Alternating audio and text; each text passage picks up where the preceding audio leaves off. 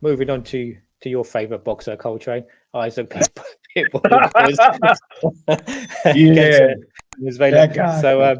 So tell me, what was your overall thoughts on that fight? How it played out? Range and distance. Boxing is real simple. Like we complicate when we break this sport down. It's real simple. If I'm a legit 5'8". Coach Lou, what you about six? You six something. I'm gonna go on a limb, right? Yeah. 5'9". Well, I told you look a lot. You look imposing on camera. Nah, I'm sorry. How tall are you? Out of About curiosity. 5'10". How tall are you? About 5'9", 5'10".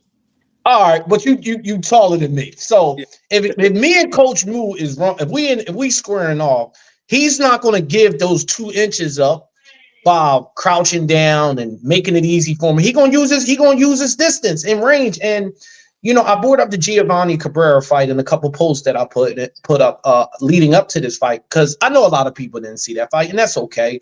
But I watched that fight in particular for information. I'm like, wow, like he's giving. I mean, I watched the fight live, and I'm like, he's giving Cruz problems with his height and his length. Cruz is a very, very little dude. So that's a genetic thing. He can't do nothing about that. He's very small. He got short arms. So you able to keep him at bay is really nothing he can do about that. Now he can try to slip and get underneath to find his way inside, but he's not really taught and trained that way. He's trained to really just walk you down with haymakers and uppercuts. If you're able to stabilize and neutralize that, which I know Rayo Valenzuela is a very tactical fighter. People don't understand that he was up next in the PBC under the PBC umbrella. The problem was he lost to Edwin De Los Santos, which people will later learn that Edwin De Los Santos ain't nothing to be played with either. We don't even know where he is. He can't even get a fight. That's how serious he is when they saw the problem Shakur had with him. So he loses that fight. Then they give him the Chris Colbert fight. I'm jumping around here, but he loses the Chris Colbert, which everybody know he won that fight. And then he gets the rematch. He didn't just stop him, but he outboxed him and he stopped him. Like he's a very, very good fighter. And I said he has way more gifts and tools. I couldn't understand why people was writing him off. Look, anybody can be knocked out. Pitbull Cruz got one punch power. But if I can neutralize that and I can see your punches coming from a mile away, those punches don't have the same effect. The way he was rolling and slipping with punches, Pitbull was getting credit for shots that wasn't landing. You know the saying, Coach Moo, if you roll with it, it don't count. He was leveling off the punches, rolling with it. And every time you pivot, guess what that other fighter got to do? He got to reset his feet. Pitbull was lost. He didn't know where he was. And I just thought it was a beautiful display of boxing. Now, Rayo got caught a couple times, but it was just him being careless more so than what Cruz did.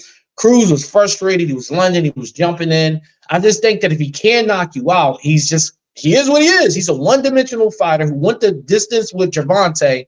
So the media and the hype train behind him was trying to make him more something than what he was. And his biggest fight outside of Gervonta was Rolly Romero, who we already know how limited he is as a fighter. You can't even get no real information out of that. I just think Rayo is a really good fighter, and it's a reminder to the boxing public out there. You can't write a guy off just because he had one loss. Because now look at Rayo. And I'm not writing Cruz off either. I just think that he's always going to have trouble with guys that got some slick technical abilities. But too much range, too much size, and too much slickness, and it just exposing for what he is. It's just a one-dimensional, come straight forward fighter. Interesting. So it's Coach Mustafa. If you're handling Pitbull Cruz from here on, are you going to avoid particular fighters, or do you expect every fighter now to fight the same way Venezuela did against him? Most guys gonna fight that way. I was so shocked with Rayo. I knew he could do it, but I didn't know if he could do it. If you know what I mean. Yeah. If he had it's not easy to pull off that pressure in your face. Much rounds, and man, he was sharp. Man, he was nice. He was good, man. And I think at the end of the 7th round, I believe Robert Garcia told him don't exchange too much, and that was so important because when he got beat with Dos Santos, because he exchanged a little too much. But him staying here and just like Coltrane said, rolling the shots away, countering. That was awesome, man. He's doing his feet work. I was so surprised by him, and he was able to be that disciplined the whole night. And Pitbull got to back to the lab. Maybe add somebody to the camp. He had no jab whatsoever. No jab. No jab. Period at all. You know, Has he ever had a jab? Has he ever had a jab though? No. Okay. He needs to. So listen. So it was funny, right? I was talking to Ivan Robinson earlier. So Ivan Robinson, which I didn't notice, for Pitbull Cruz father. I didn't even know his dad boxed. Yeah. He told me earlier. He said, yeah, Mighty Mouse. You know, Mighty said, look, Ivan Robinson said to me, he said, listen, it's just like he fight just like his dad. No angles, everything straightforward. He's like, it was one of the easiest fights in my career. You know, it was just right there in front of me. I just think Pitbull is one of the, the media got these manufactured fighters that they like to campaign behind. We brought up Rolly a couple minutes ago, and Pitbull, I think Pitbull is more talented than Rolly, but Pitbull got to understand everybody not going to stand in front of you, my guy. Like, this is boxing. And Coach Moo, you know this phase. I'm fanning off people every day on my page about this keyword running. You know who ran last night? Pitbull, when he was running into uppercuts that Rayo was timing him with. Yeah, very good timing. That was the running that took place. Listen, he was bumping them, turning him. It was beautiful. But it's aside from the Colbert fights, I haven't seen much of Venezuela. Is this the way he normally fights as well? Is he slick, or did he change his approach? Robert Garcia, shout out Robert Garcia, obviously. Did he change his approach for this fight? I think that Robert understands that you don't get blessed with a 5'8", 9", however tall he is, super lightweight. They're just not around like this, right? So if you got one that you can kind of be, because Rayo can punch too, but in this particular fight, he had to be the matador, not the bull. So, and like Coach Moo said, the key word is discipline. So these last two fights were good for Rayo.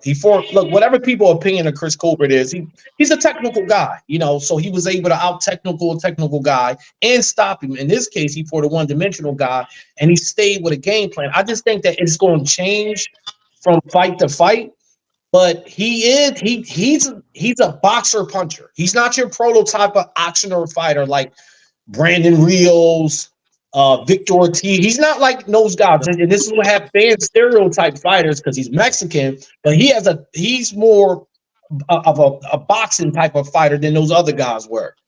Like Bam Rodriguez is a boxer. I feel like people didn't expect him to fight in that manner because of what you're saying. Of course. Stereotype. Yeah. Well, that was. Sorry, Cal. Yeah, go ahead. No, I was just saying. Traditionally, out of that camp, he had a lot of sluggers that came out of it. Look, boxing is changing, and trainers change, and coach will tell you sometimes the coaches got to be innovative too. So Robert, I think the best thing that happened to Robert Garcia was Bam Rodriguez, because Robert never had a fighter like this ever. So I think even with teaching, and coach will tell you you can learn while you're teaching too. And I think that Robert, what in the world, they shoulder rolling? Yeah, right. You ain't seen nothing like that out of Oxford before. You would never see Robert Garcia train fighter do that. But Bam's really the biggest one you see do it a lot. But I'm like, man, watching Rayo last night, like, okay. And coaches evolve. Yes. Coaches learn better. Yeah. They don't what I did before was bad. I'm just adding on to it. And people forget that 85 to 70, 80 years old training ready ball. You know what I'm saying? Right. Much more to evolve as a man, as a coach. You know what I'm saying? Everything. So it's like you're going to see him get better as a coach. His fighter's going to look so much different. Like Emmanuel, like Ray, all those great guys were. And if I'm not mistaken, Rayo was with Benavidez Senior first. Yes. And then he left to go work with Robert Garcia. Yes. Just to make note of that. I was watching the fight, and I did think I can't hear you, FaZe. I'm gonna try to fix my phone. Maybe my phone. It might be. I can hear you. Okay. You can hear FaZe? Yeah, I can. I was watching the fight, and Yeah. and when I saw the way Venezuela was moving, What's going I on? immediately thought Coltrane's gonna love this. Coltrane's loving this fight because it reminded me Oh, of you know me, right? the way he was pivoting. Yeah, because the way he was Yeah. pivoting, it reminded me of Whitaker and Let me Cesar come out and come Chavez back and on those so I can sort of see if I can fights. hear you. Yeah, no worries. you know, for me, I can watch a guy just pivot and turn all night, and I'm satisfied. Like But it's, I it's I very enjoyed that difficult to fight the pull off. most. What happened, Face?